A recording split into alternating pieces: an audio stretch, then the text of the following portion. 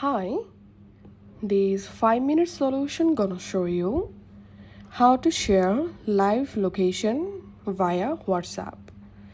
Follow these easy steps to easily learn how to share live location with someone on your WhatsApp account. First of all, go to the chat or conversation where you want to send your live location. Now tap on message box.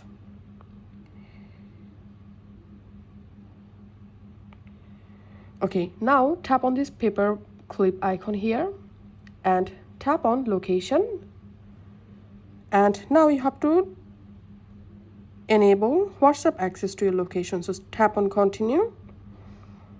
I'm selecting while using the app. And now to send live location, all you have to need, tap on share live location, tap on continue, and select a duration to share the live location. For example, I want to share live location for 15 minutes. So here I'm selecting 15 minutes, and after 15 minutes, the live location will be automatically deleted. So you can add here a comment and just tap on send. And as you can see, I've successfully sent my live location to this WhatsApp contact.